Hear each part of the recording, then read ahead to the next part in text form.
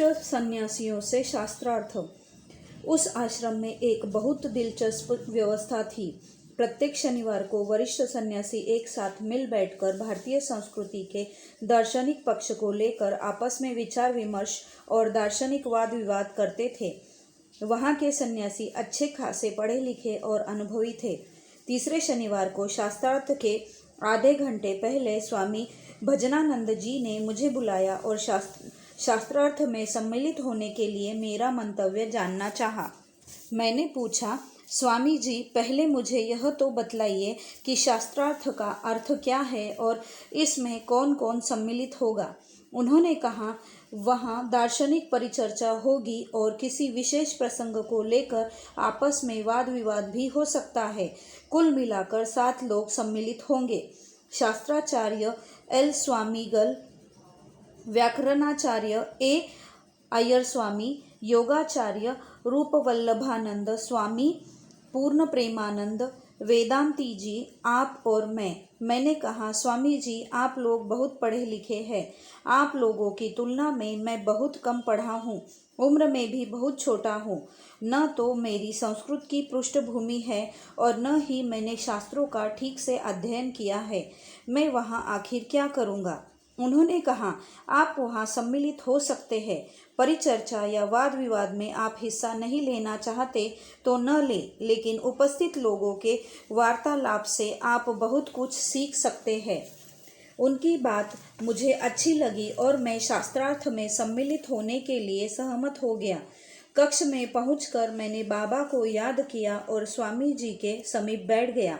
उस दिन का विषय था, योग और वेदांत 2 अलग अलग विचारधारा है और आध्यात्म के प्रति उनके दृष्टिकोण में भी विभिन्नता है। उपस्थित लोग स्वामी भजनानंद जी को देख रहे थे।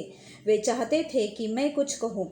मुझे भी कुछ कहने की आंतरिक प्रेरणा मिल रही थी। स्वामी जी ने मुझसे पूछा, क्या आप कुछ कहना चाहेंगे। मैं बड़ी नम्रतापूर्वक कहा, यद्यपि मेरा शास्त्र ज्ञान बहुत कम है, यहाँ पर बैठे हुए वरिष्ठ सन्यासियों की तरह मेरा अनुभव भी कम है, फिर भी इस विषय पर मैं अपने विचार रखना चाहूँगा। यदि मुझसे कहीं किसी प्रकार की गलती हो तो कृपया उसे सुधार देंगे।